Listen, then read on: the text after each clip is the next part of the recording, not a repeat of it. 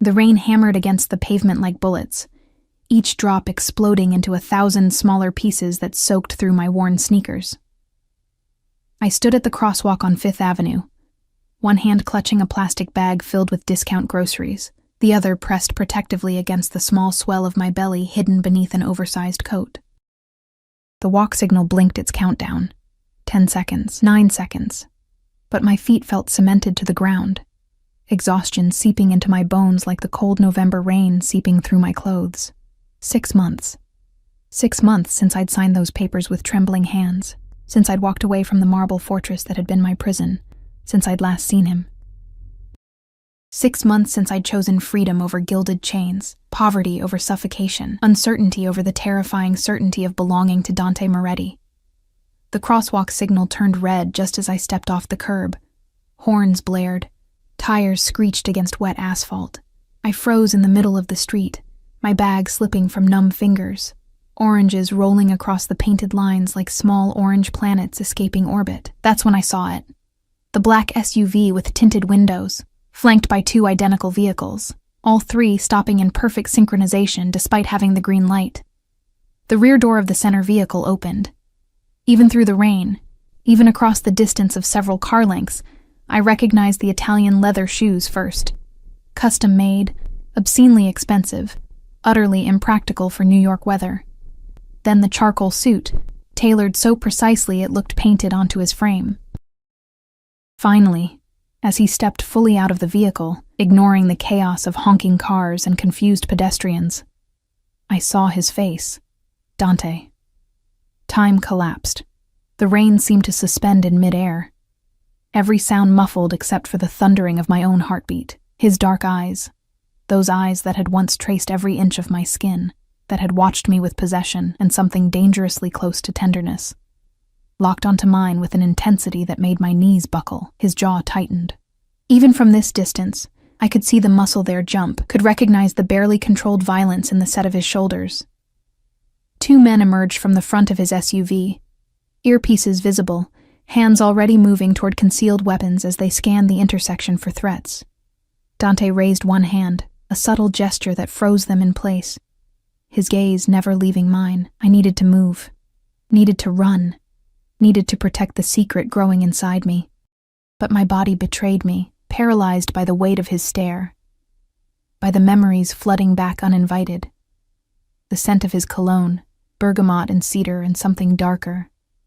Something that had always reminded me of gunpowder and sin, the feel of his hands, gentle despite their capacity for violence, tracing the curve of my spine in the darkness of our bedroom, the sound of his voice, velvet-wrapped steel, whispering promises that were also threats. You belong to me, Mia, always. A car horn blared directly beside me, startling me back to reality. I stumbled forward, my coat shifting. And that's when it happened. When everything shattered into 1,000 irreparable pieces, the wind caught the fabric, pulling it tight against my body for just a moment. Just long enough. Dante's expression transformed. His eyes dropped to my midsection, and I watched, helpless, terrified, as recognition crashed across his face like a wave against rocks. His skin went pale beneath his olive complexion. His hand, halfway raised as if to reach for me across the impossible distance, clenched into a fist so tight I could see his knuckles go white even through the rain. No, I whispered, though the word was swallowed by thunder rumbling overhead. His lips moved, forming my name, and even though I couldn't hear him over the chaos of the intersection, I felt it like a physical touch. The way his mouth shaped those 2 syllables that he'd spoken against my skin countless times, in pleasure and in anger, and in that dangerous space between the 2. One of his men leaned toward him, speaking urgently into his ear. Dante's jaw worked, his attention splitting between me and whatever information he was receiving. The traffic lights cycled. Cars began moving again, flowing between us like a river of steel and glass, cutting off his view. I ran. My feet found purpose, carrying me across the remaining lanes, onto the sidewalk, into the maze of pedestrians rushing through the rain, with newspapers held over their heads. My heart hammered against my ribs so hard, I thought it might break free. Behind me, I heard shouting, sharp commands in Italian, the heavy footfalls of men trained to hunt, to capture, to eliminate obstacles. I ducked into the subway entrance on 42nd Street, taking the stairs 2 at a time, despite the protest in my lower back, despite the cramping in my calves. The underground station swallowed me, a concrete womb filled with the smell of hot metal and humanity, the screech of arriving trains, the echoing announcements that nobody listened to anymore. The platform was crowded with evening commuters. I pressed myself into the middle of the throng, pulling my hood up, making myself small. Invisible. Everything I'd learned to be in the months before I'd left him, when I was planning my escape from the Moretti Empire. A train arrived with a rush of stale air. Doors opened. People pushed forward. "Mia!" His voice cut through everything, through the noise, through the crowd, through the 6 months of silence and distance I'd so carefully constructed. I turned, unable to stop myself, and saw him at the top of the stairs. His suit was soaked, his dark hair plastered to his forehead, and his eyes, God, his eyes burned with an emotion so intense it made my stomach twist. Fury, betrayal, and something else. Something that looked almost like pain. 3 men in dark suits flanked him, one speaking urgently into a phone, another scanning the crowd with the predatory focus of a trained killer. But Dante didn't move. He just stood there, water dripping from his expensive clothes, staring at me as if I were a ghost he'd conjured from his own nightmares. Our eyes met across the platform. The crowd surged forward, carrying me with them into the train car. I pressed against the window, my palm flat against the cold glass, unable to look away from him even as the doors began to close. He moved then. Fast. The crowd parted before him, like he was Moses, and they were the Red Sea. Nobody wanted to be in Dante Moretti's path when he wore that expression. His men followed, shoving people aside with professional efficiency that bordered on violence. The doors slid shut, just as he reached them. His hand slammed against the metal, the sound sharp enough to make nearby passengers flinch. His face was inches from mine, separated only by the glass and the 6 months of lies I'd built between us. His lips moved, forming words I could see but not hear over the train's departing screech. "You're carrying my child," not a question. A statement. An accusation. A claim. The train lurched forward, pulling me away from him, but his eyes followed, dark and furious and filled with a promise that made my blood run cold. He pulled out his phone with movements that were too controlled, too deliberate. I knew that look. Knew what it meant when Dante Moretti shifted from emotion to action, from feeling to hunting. As the tunnel swallowed the train into darkness, as the platform and Dante's figure disappeared from view, I slid down against the wall of the car until I was sitting on the floor, my knees drawn up as much as my growing belly would allow. My hands shook as I wrapped my arms around myself, trying to contain the trembling that had nothing to do with the cold and everything to do with the terror flooding my veins. Other passengers stared at me with varying degrees of concern and annoyance, but I barely registered them. All I could see was Dante's face. All I could feel was the weight of his gaze, the promise in his eyes. He knew.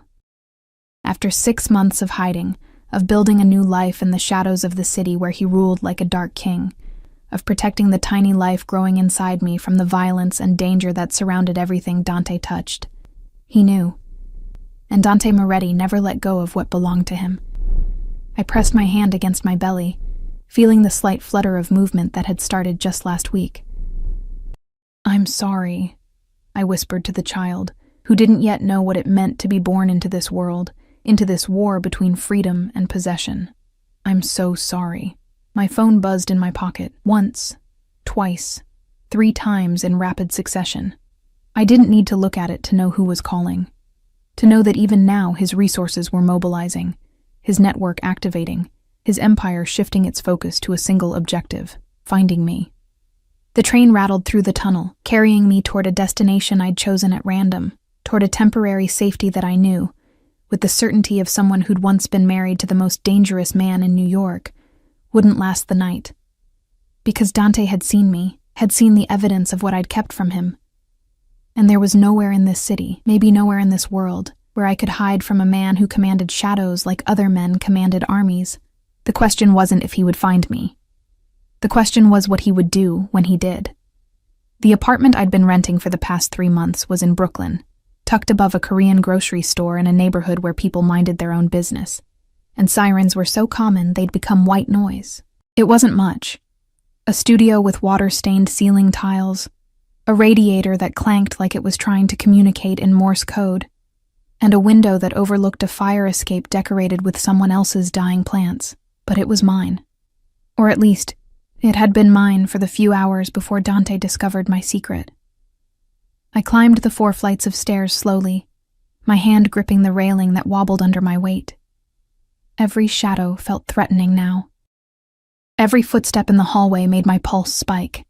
I'd stopped at a bodega 2 blocks away to grab my emergency bag, the one I'd kept packed since the day I left him, filled with cash, a fake ID, and enough supplies to disappear for a few days if necessary. The thought of running again made my chest tight. I was so tired of running. My hands shook as I unlocked the 3 deadbolts I'd installed myself. The apartment was exactly as I'd left it that morning. Sparse and temporary, nothing on the walls, minimal furniture, everything chosen for how easily it could be abandoned. The only personal touch was a small ultrasound photo taped to the mirror by the bathroom, the grainy black and white image showing the curve of a tiny spine, the shadow of a head. I locked the door behind me and immediately began packing, clothes thrown into a duffel bag. Toiletries swept from the bathroom counter. The few books I'd allowed myself, remnants of the person I'd been trying to become, someone who read poetry instead of counting exits, who fell asleep without checking the locks 3 times. My phone hadn't stopped buzzing since the subway. 17 missed calls, all from unknown numbers. Dante was too smart to call from his own phone, too aware of how easily communications could be traced or intercepted. But I knew it was him. Knew that behind each blocked number was his voice, his anger, his questions. Why didn't you tell me? How far along are you? Did you really think you could hide my child from me? I silenced the phone and shoved it to the bottom of my bag. Maybe I'd ditch it entirely. The knock on the door stopped my heart. Not a knock, actually. A single, controlled rap of knuckles against wood, the kind of knock that carried authority, that expected to be answered. Mia. His voice came through the door, low and controlled in a way that was somehow more terrifying than if he'd been shouting. I know you're in there. I can hear you breathing. Impossible. The door was solid, the walls thick. But with Dante, nothing was impossible. He had resources I couldn't begin to comprehend, technology that seemed like something from a spy film, and most importantly, he had the kind of power that made people tell him everything he wanted to know. Go away, I said, hating how my voice trembled. You have no right to be here. Silence. Then, so quiet I almost didn't hear it. A sound that was almost like a laugh, but there was no humor in it. No right? Mia, you're carrying my child. I have every right. We're divorced. You signed the papers. A technicality I'm already having corrected. His voice remained calm, patient even, but I could hear the steel underneath. I have 3 lawyers working on it right now. The divorce was processed in record time, suspiciously quick, actually. I'm guessing you had help. Someone who knew how to expedite the paperwork. Maybe someone who owed you a favor. Doesn't matter. It won't hold up under scrutiny. My stomach dropped. I had gotten help. From a paralegal who hated the Moretti family, who'd lost her brother to their violence. She'd processed everything quickly, quietly, before Dante's people could interfere.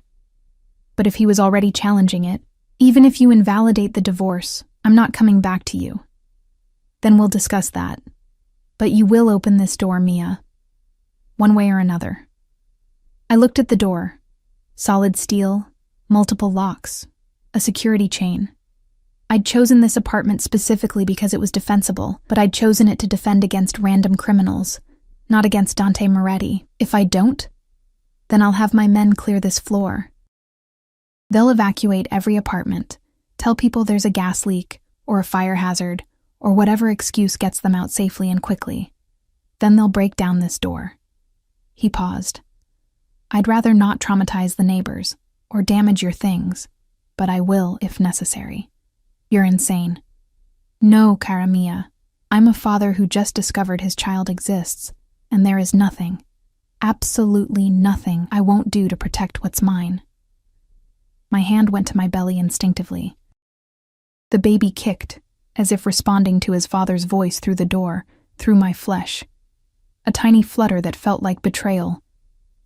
"I'm not yours anymore," I said, but even I could hear how weak it sounded. "You'll always be mine. The divorce papers were just a temporary delusion I allowed you to entertain. I thought you needed space, time. I thought you'd come back on your own." His voice dropped lower, intimate in a way that made my skin prickle with memory. "But this changes everything. You should have told me, Mia. You should have told me the moment you knew. So you could trap me? Use the baby to keep me prisoner? So I could protect you both." The emotion in his voice was raw now, unfiltered. "Do you have any idea how many enemies I have? How many people would love to hurt me by hurting what I love? And you've been out here, alone, vulnerable, carrying my air. Don't call it that. Don't reduce our baby to some mafia succession plan. Our baby." He repeated the words like they were sacred. "Open the door, Mia. Please." The please undid me. Dante Moretti didn't say please, didn't ask, didn't soften his demands with politeness. But there it was, carried on a voice that sounded almost broken. My hand moved toward the locks before my brain caught up. This was what he did, what he'd always done. Found the weakness, applied pressure, made me doubt my own decisions. I'd spent 6 months learning to be strong without him, learning that his protection came with a price too high to pay. "If I open this door, you'll take me somewhere I can't leave," I said. "You'll put guards on me, monitor my every move, turn me back into a possession instead of a person. If you don't open this door, I'll break it down, and then I'll carry you out of here unconscious if necessary, because clearly you're not thinking rationally." He paused. "But I'd prefer to have a conversation. Like adults, like the parents we're about to be. We're already parents. I'm 5 months pregnant." Another silence. Longer this time. When he spoke again, his voice was strained. 5 months. You left me when you knew? When you signed those papers, when you walked away, you already knew." The accusation in his tone made my eyes burn. "I found out 2 weeks after I left. And I knew that if I told you, I'd never be free." He spat the word like it was poison. "You chose freedom over our child having a father? I chose freedom over raising a child in a war zone, over watching you conduct business at the dinner table, over seeing bodies removed from our basement, over wondering every night if you'd come home or if someone finally got to you." My voice cracked. "I chose to give our baby a chance at a normal life. There is nothing normal about being a Moretti.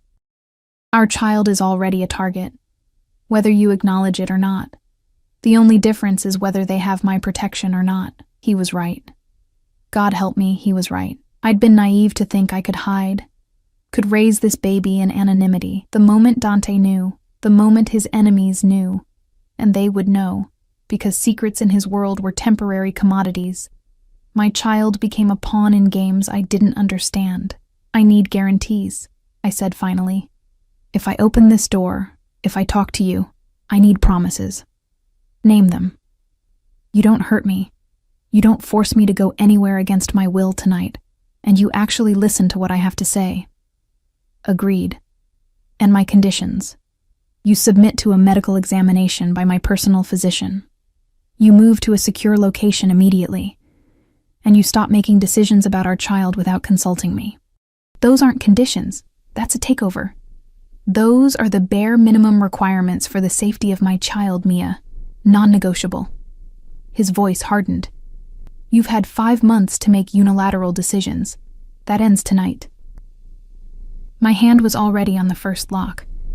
I told myself I was being rational, practical, that I was choosing this. But the truth was simpler and more terrifying.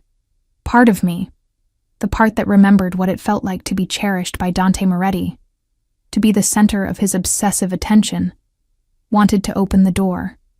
The locks clicked open one by one. The chain slid free. My hand trembled on the doorknob. "No sudden moves," I said. "No grabbing me. We talk like civilized people." I'm always civilized with you, Kara. That was a lie. But I opened the door anyway. Dante stood in the hallway, and the sight of him stole my breath just like it always had. His suit was still damp from the rain, clinging to his frame in ways that made him look less like a businessman and more like something dangerous barely contained in expensive fabric. His dark hair was pushed back from his face, water still dripping down his temple, but it was his eyes that captured me. Dark brown, almost black, filled with an intensity that made my knees weak. He looked at me. Really looked at me.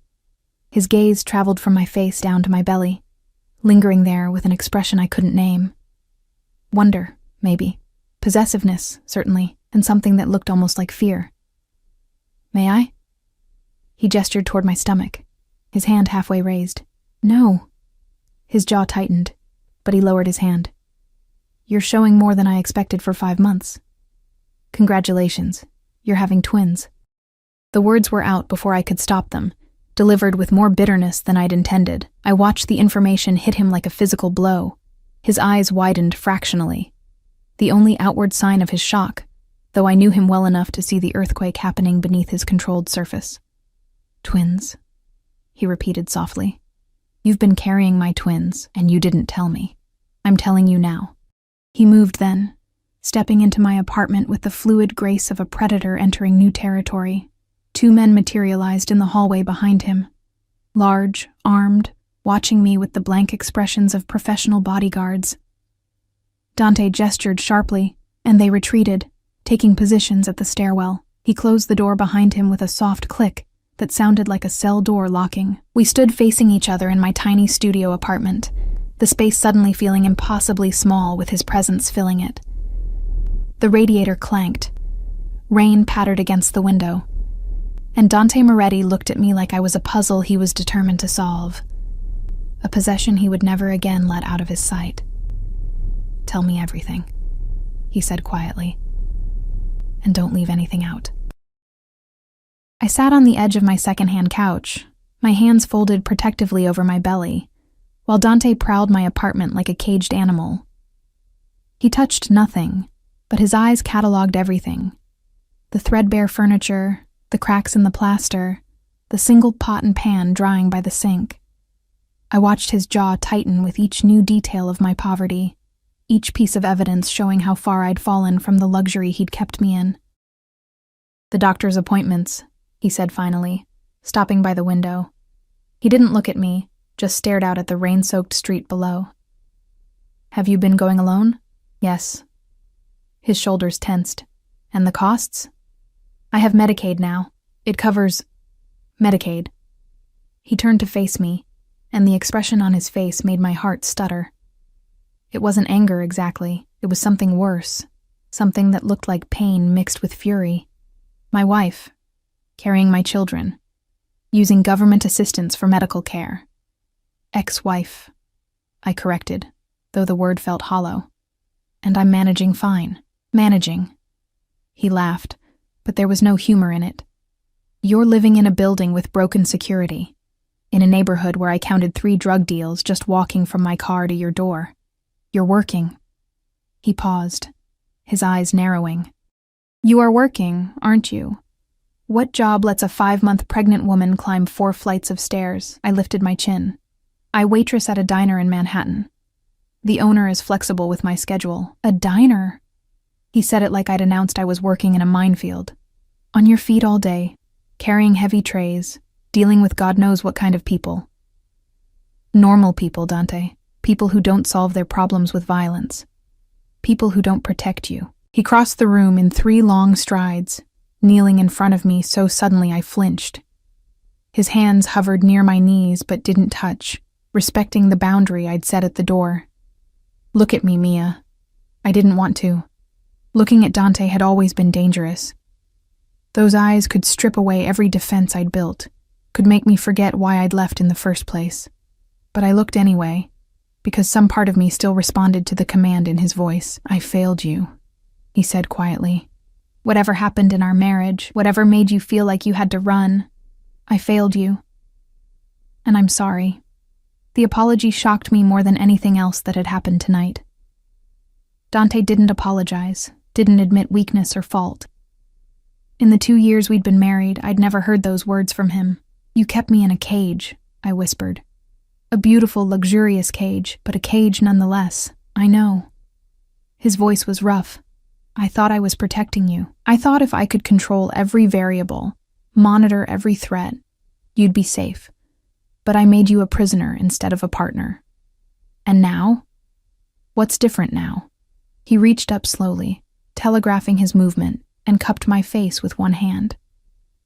His thumb brushed across my cheekbone, and I hated how my body responded to that simple touch. The way my breath caught, the way I had to fight not to lean into his palm. "Now I have more to lose," he said.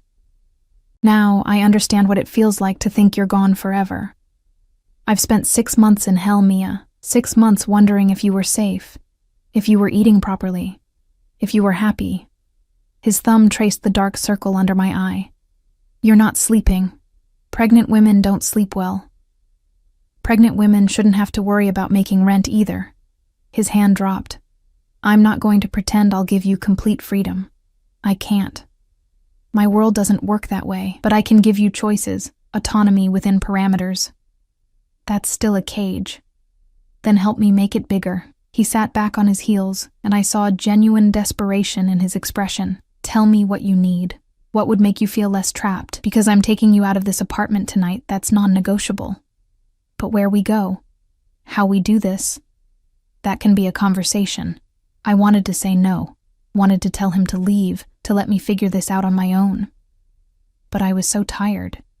Tired of being scared, of working double shifts while my feet swelled, of lying awake, wondering if the baby's father would ever know they existed. "I want my own space," I said finally. "Not in your penthouse. Somewhere separate where I can have privacy." "Agreed. I own a townhouse in Brooklyn Heights, 4 stories, fully secured, but private. You can have the entire upper floors to yourself." "I want to keep working." His expression darkened. "Absolutely not. You're carrying twins, Mia. High-risk pregnancy. You should be resting, not—" "I want to feel useful. I want to have something that's mine, that I built." He was quiet for a long moment, his jaw working. "What if I set you up with something remote? Something you can do from home, on your own schedule. I have businesses that need legitimate consulting, marketing, administrative work, real work, not make work. You'd be paid fairly, and you could stop whenever you needed to." It was more than I'd expected, more flexibility than the Dante I'd left would have ever offered. "Why are you compromising?" "Because I almost lost you." His voice went rough. "Because when I saw you in that crosswalk, when I thought for one terrible moment that you might run into traffic, might disappear again, I realized I'd rather have you alive and hating me than lose you trying to hold too tight." He stood, offering me his hand. I stared at it. That hand that had killed, that had controlled, but that had also touched me with unexpected gentleness in our private moments. "Come with me tonight," he said. "Let me show you the townhouse. Let my doctor examine you and the babies. Make sure everything is okay. And then, if you still want to leave, if you still think you're better off alone, I won't stop you. But I'm begging you, Mia. Let me at least know my children are healthy." "You're lying. You'd never let me leave. I wouldn't make it easy. I'd have you followed, protected from a distance. I'd deposit money in your account that you'd be too stubborn to use. I'd make sure every landlord in the city knew that renting to you meant dealing with me." He smiled, but it was sad. "But I wouldn't physically stop you. Not anymore. I've learned that lesson." I didn't believe him entirely. Dante was a master manipulator, and this could all be a strategy to get me somewhere more secure before showing his true intentions. But the alternative was staying here, in this apartment he now knew about, pretending I could continue hiding. And there was the medical care to consider. The diner's insurance was minimal, and I'd been putting off some of the recommended tests because of the cost. If his doctor could examine me, could make sure the twins were developing properly. "One night," I said, taking his hand and letting him pull me to my feet. "I'll come for one night. Let your doctor check me, and then we renegotiate." "One night," he agreed. But his eyes promised more. His hand settled on the small of my back, possessive and protective as he guided me toward the door. I'll have someone pack your things and bring them over. I can pack my own. You're exhausted. And it's almost midnight. Let me take care of this." He opened the door, revealing the 2 guards still stationed in the hallway. "Marco, arrange for a team to pack Ms. Russo's belongings, carefully. Everything goes to the Brooklyn Heights property." "Mia Moretti," I corrected automatically, then froze. The divorce was never finalized in my heart.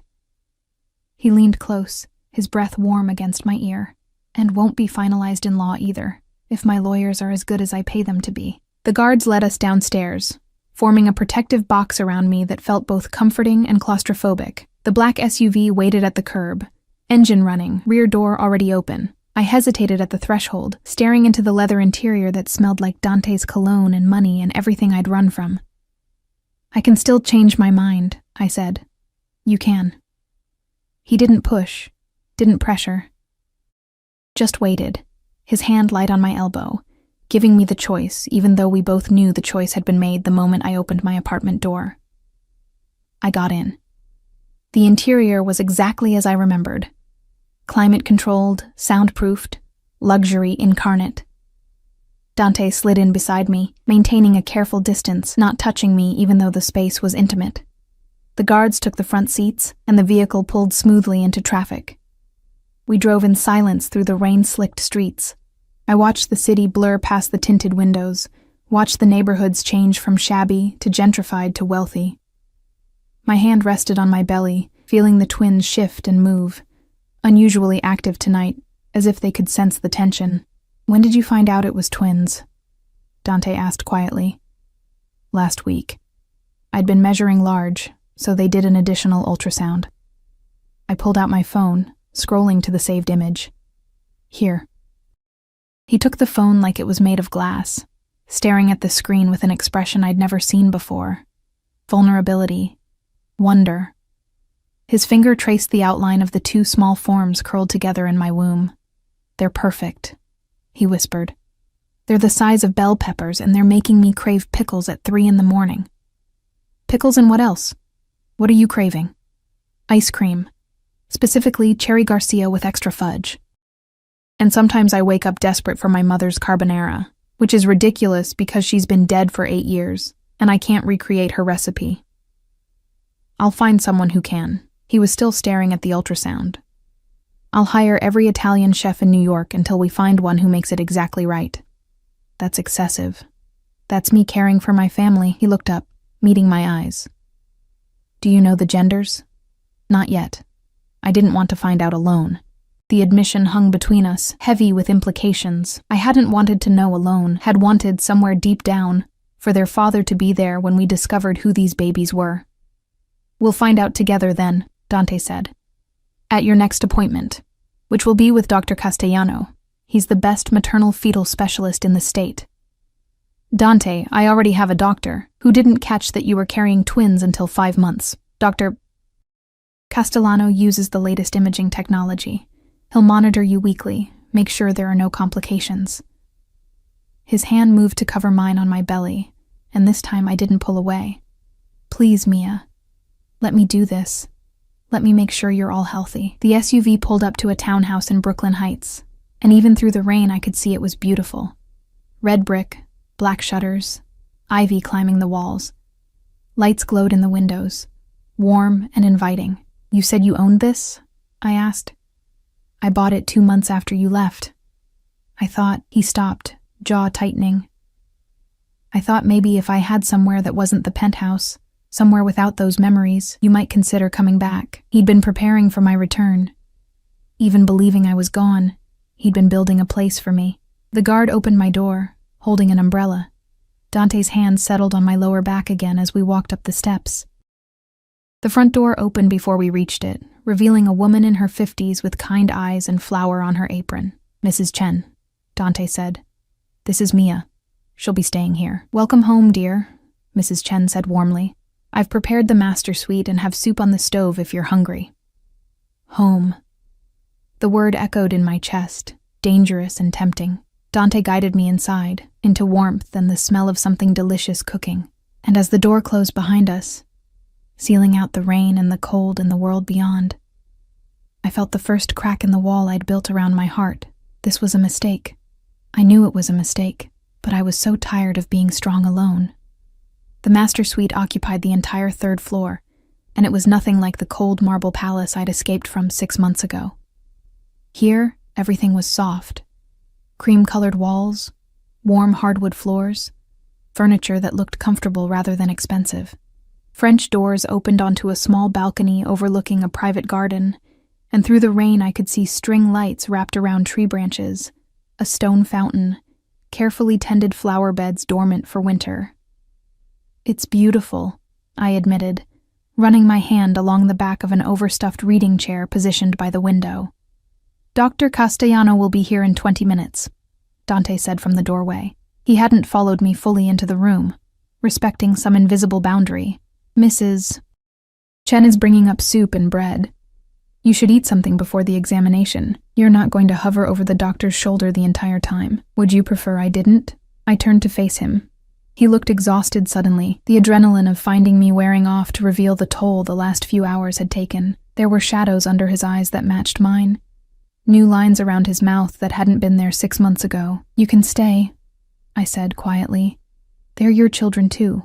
Something shifted in his expression. Relief so profound it made my chest ache.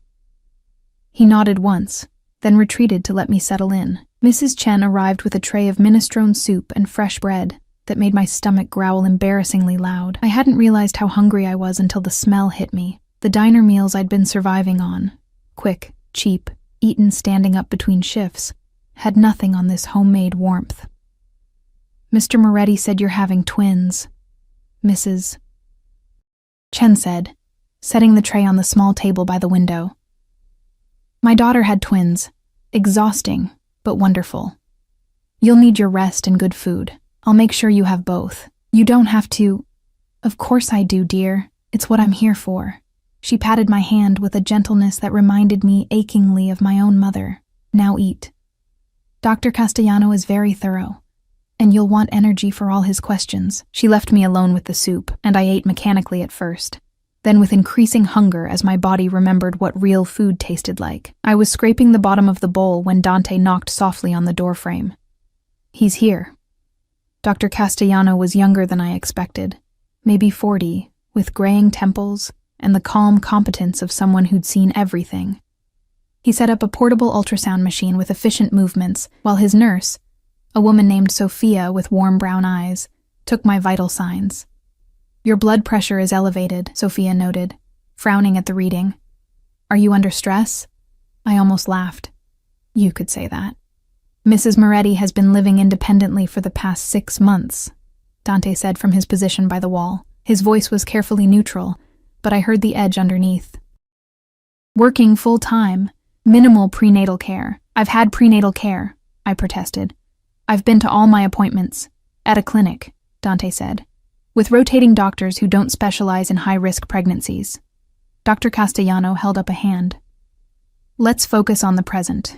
Mia, I'm going to do a comprehensive examination, ultrasound, blood work, check both babies' positions and development. This is going to take about an hour. Are you comfortable with Mr. Moretti staying?" I looked at Dante. He stood rigid against the wall, hands clasped behind his back like he was physically restraining himself from interfering, but his eyes were fixed on me with an intensity that made my pulse quicken. "He can stay." The next hour passed in a blur of medical terminology and the rhythmic whoosh-whoosh of 2 tiny heartbeats filling the room. Dr. Castellano narrated as he worked, pointing out heads and spines and the curved shapes of developing limbs on the ultrasound screen. "Both babies are measuring well for 22 weeks, he said. "Baby A is slightly larger, which is common in twin pregnancies. Both placentas look healthy. No obvious abnormalities. And the genders?" I asked, my hand finding Dante's without conscious thought. He'd moved closer during the examination, drawn by some magnetic pull, and now stood beside the bed with his fingers laced through mine. "Would you like to know?" I looked at Dante. He looked at me. And in that moment, we were just 2 people about to find out who their children were. Not a mafia boss and his runaway ex-wife, just parents. "Yes," we said together. Dr. Castellano smiled. "Baby A is a girl, And baby B. He adjusted the wand, capturing a different angle. Also a girl. Congratulations. You're having twin daughters. The world tilted. Daughters. 2 little girls who would have Dante's dark eyes and his stubborn jaw, and his capacity for fierce, all-consuming love. 2 little girls who would grow up in a world I'd tried so hard to escape. Girls, Dante breathed. His grip on my hand tightened almost painfully. We're having daughters. I couldn't look at him. If I looked at him, if I saw the emotion I heard in his voice reflected on his face, I'd break completely. So I stared at the ultrasound screen, at the 2 perfect little forms that had been growing inside me, secret and safe for 5 months. However, Doctor, Castellano continued, his tone shifting to something more serious, I do have some concerns. Your blood pressure is higher than I'd like, and there are early signs of what could develop into preeclampsia. Combined with the twin pregnancy and your stress levels, I'd classify this as high risk. What does that mean? Dante demanded. What do we need to do? Bed rest, for starters. Limited physical activity. No working, especially not jobs that keep you on your feet. Monitoring at least twice weekly. A carefully controlled diet. And most importantly, he looked between us. Stress reduction. Whatever's causing the elevated blood pressure needs to be addressed. She's moving in here, Dante said immediately. Full-time care. Whatever she needs. I haven't agreed to that, I protested weakly, but my heart wasn't in it. High risk. Our daughters were at risk because I'd been too stubborn, too determined to maintain my independence. Mia. Dante's voice was gentle but firm. This isn't about our issues anymore. This is about keeping you and our daughters safe. Please. Dr. Castellano packed up his equipment while Sophia drew blood for additional tests. They left us with strict instructions about rest and diet, appointments scheduled for twice-weekly monitoring, and prescriptions for vitamins and blood pressure medication. When the door closed behind them, silence fell like a weight. You should rest, Dante said finally. It's late, and you've had a shock. We both have. I shifted on the bed, suddenly aware of how exhausted I was. The adrenaline had long since faded, leaving only bone-deep weariness. Daughters. I kept imagining boys. Don't know why. I never let myself imagine at all. He moved toward the door, giving me space. I didn't know they existed until 6 hours ago. I'm still processing that I'm going to be a father. You're already a father. You just didn't know it yet. He paused at the threshold, his hand on the doorframe. I would have been there. For every appointment, every milestone, every craving at 3 a.m, you robbed me of that, Mia. The accusation stung because it was true. I know. I'm sorry. Are you? Or are you just sorry I found out? Both. I met his eyes. I'm sorry you missed those months, but I'm not sorry I left, Dante. I'm not sorry I tried to build a different life. Even though that life was killing you, even though the stress was putting our daughters at risk, I didn't know. You knew you were exhausted. You knew you were scared. You knew you were alone when you should have had an army of people making sure you were safe and healthy and cared for. He stepped back into the room, and the intensity in his gaze pinned me in place. Your independence almost cost us everything. And your possessiveness is what drove me away in the first place. I know. The words exploded out of him. I know I suffocated you. I know I treated you like a treasure to be locked away instead of a person with her own needs and desires. I know I failed you in every way that mattered. But you're carrying my children, Mia, my daughters, and I will burn this entire city to the ground before I let anything happen to them. To any of you. The fire in his voice, the absolute conviction, it was terrifying and intoxicating in equal measure. This was the Dante I'd fallen in love with, the one who loved with an intensity that bordered on madness.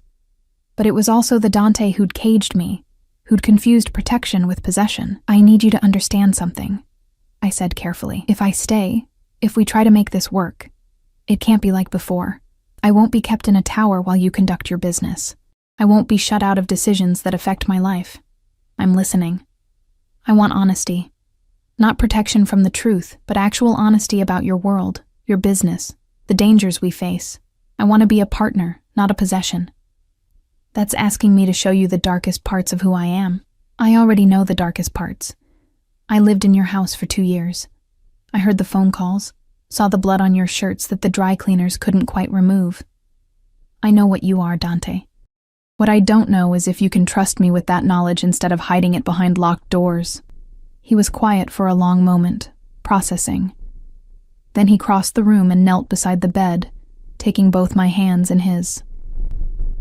"I'll try. I can't promise perfection. My instincts will always be to protect you by keeping you ignorant. But I'll try to be honest, to include you in decisions.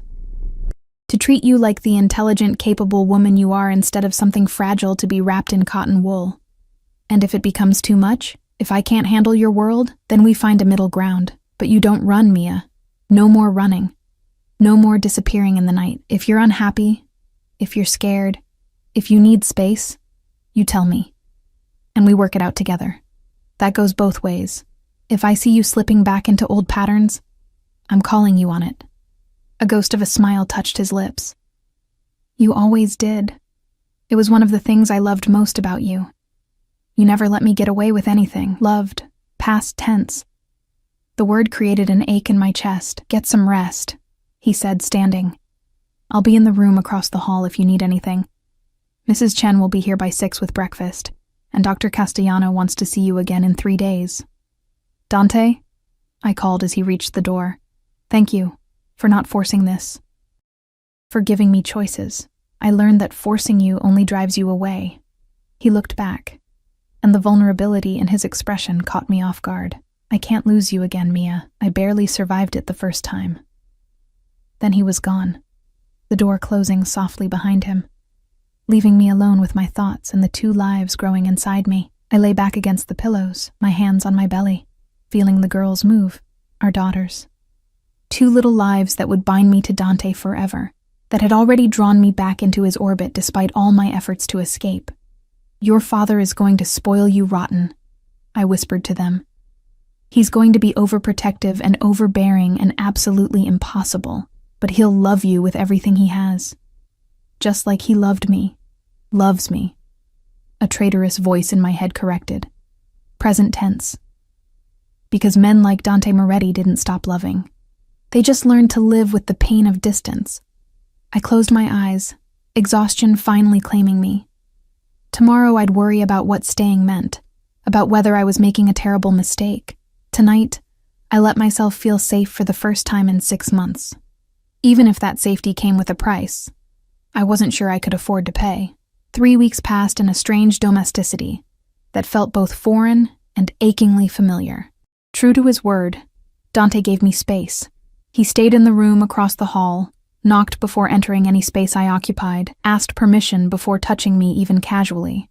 But his presence was everywhere, in the fresh flowers that appeared daily in my room, in the prenatal vitamins laid out each morning beside my breakfast, in the sound of his voice drifting up from the study below as he conducted business calls in rapid Italian. Mrs.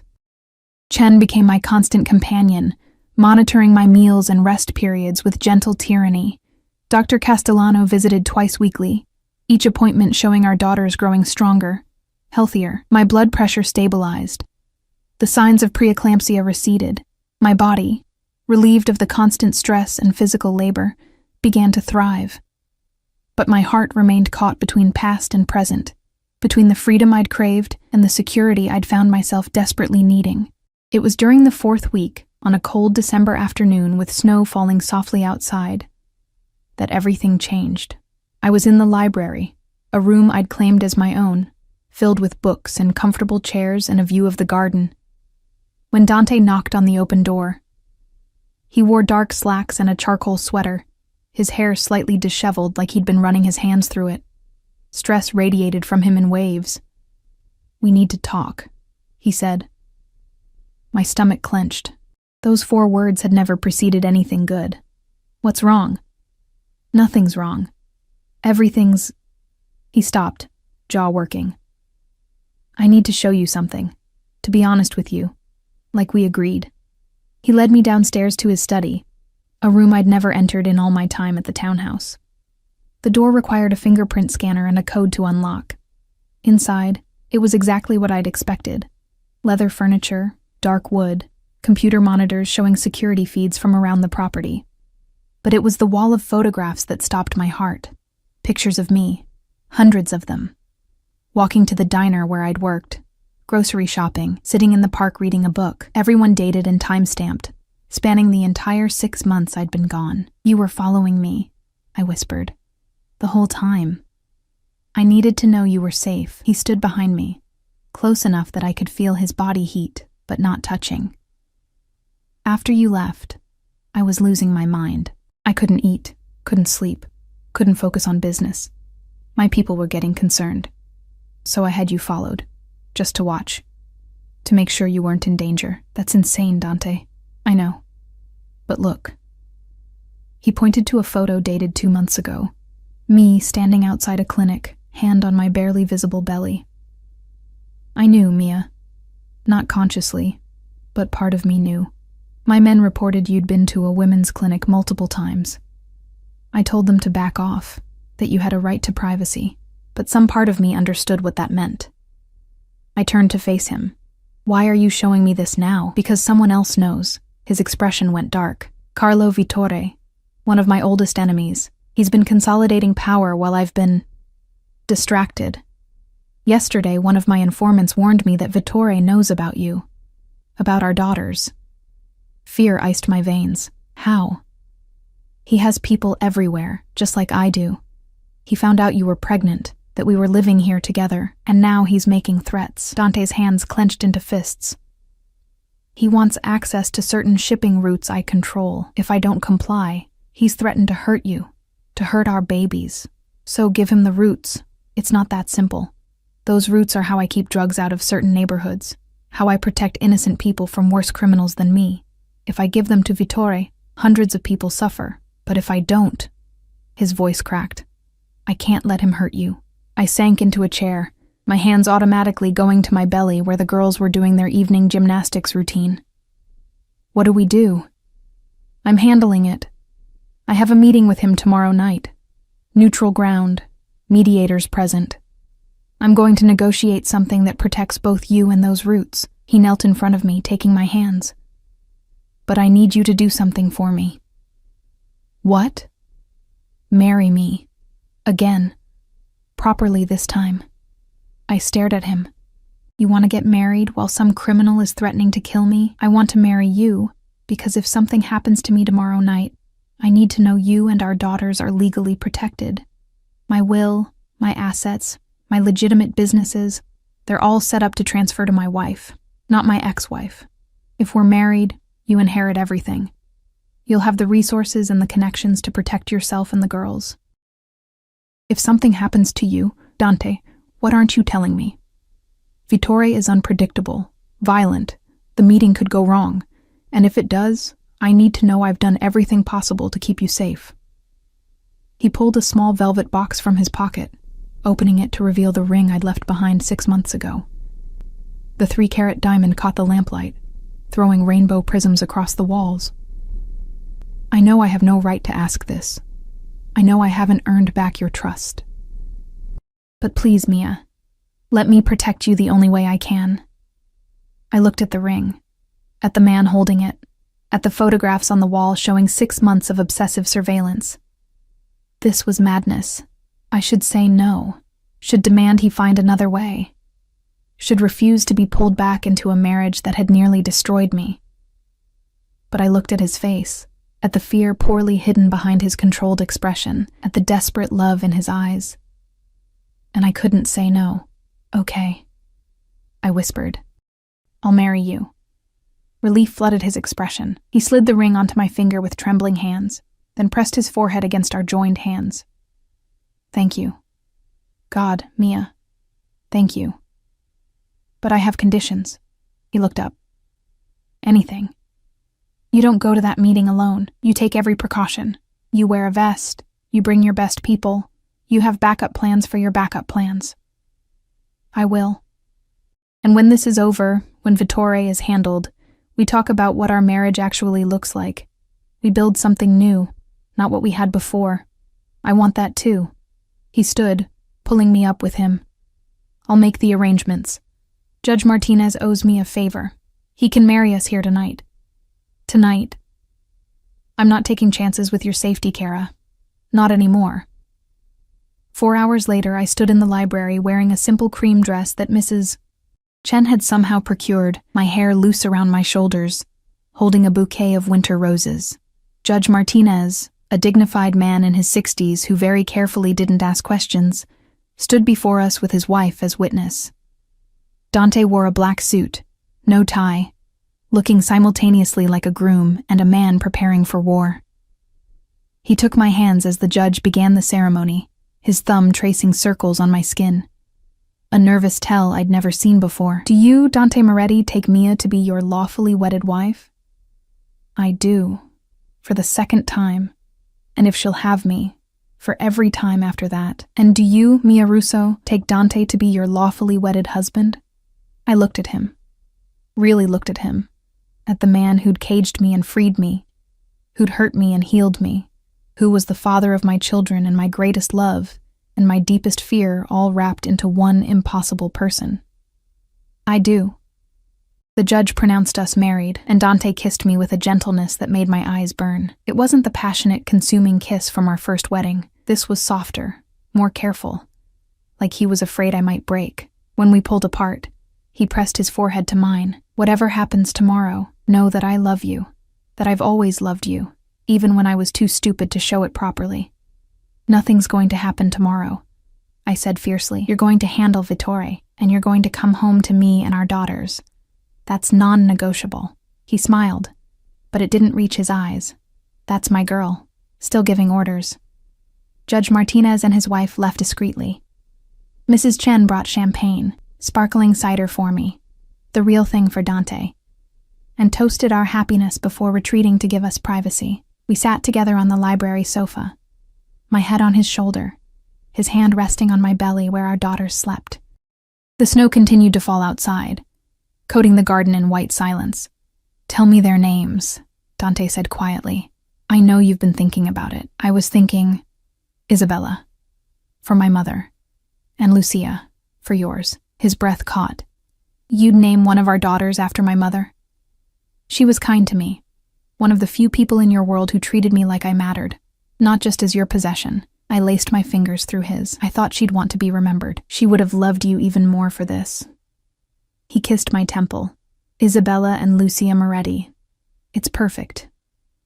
We stayed like that until past midnight, talking in quiet voices about nursery colors, and whether the girls would have his temper or mine, about everything and nothing, building a future in words, as if speaking it aloud could make it real. When exhaustion finally claimed me, Dante carried me upstairs to the master suite. But instead of leaving me at the door like he had every other night, he hesitated. Stay, I said, just for tonight. I don't want to be alone. He removed his jacket and shoes and lay beside me on top of the covers, careful not to crowd me. I turned into him, seeking the warmth and solidity I'd denied myself for months. His arms came around me, holding me like I was precious, like I was his entire world. I'm sorry, he whispered into my hair, for everything I did wrong, for making you feel like you had to run, for not being the husband you deserved. I'm sorry too, for not trying harder to fix things, for keeping your daughters from you. We'll do better this time. We have to. For them.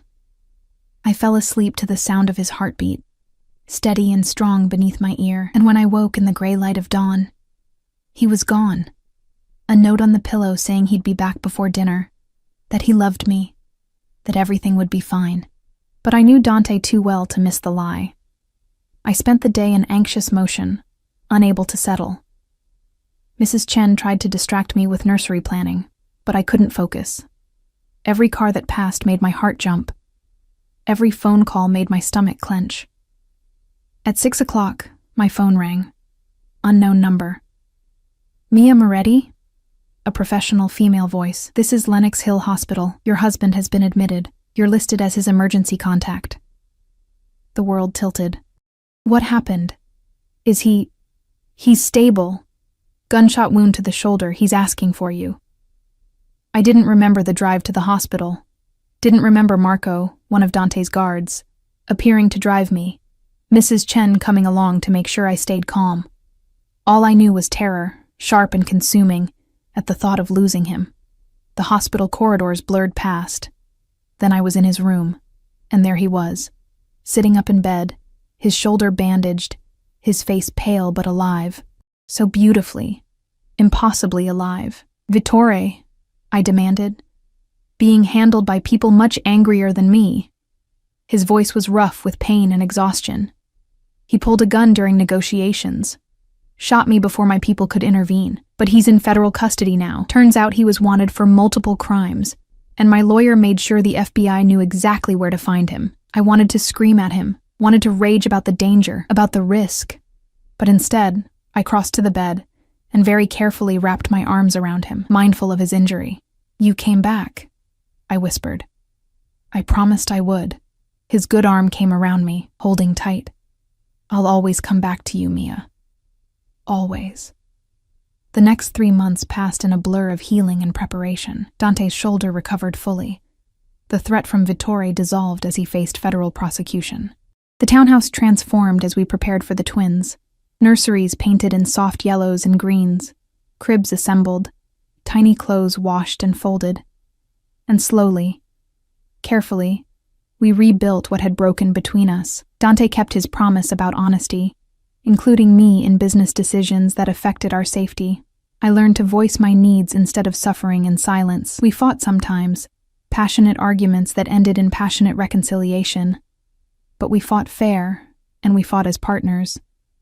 When my water broke on a sunny March morning, Dante drove me to the hospital with steady hands but wild eyes. Dr. Castellano met us there, calm and competent, and after 8 hours of labor, Isabella arrived first, screaming her outrage at the world. Lucia followed 12 minutes later, quieter, but watching everything with dark eyes that were pure Dante. I held them both, one in each arm, and watched my husband cry for the first time. He sat beside the bed, touching their tiny hands with wondering fingers, murmuring promises in Italian about protection and love, and how he'd give them the world. "We did good," I said softly. "We made perfect miracles." He looked up, eyes shining. "Thank you, Mia, for coming back, for giving me another chance, for trusting me with the most precious things in my life. Thank you for finding me in that crosswalk, for being too stubborn to let me go." He leaned in, kissing me softly, carefully, like I was made of glass. "I'll never let you go again, any of you." "Good," I whispered against his lips, "because you're stuck with us now, all 3 of us." Outside, snow began to fall again, coating the city in white peace. But inside, we were warm. A family forged from broken pieces, built on second chances, held together by a love that had survived everything. It wasn't the fairy tale I'd dreamed of as a girl. It was better, real and flawed and fiercely fought for. It was ours, and that made it perfect.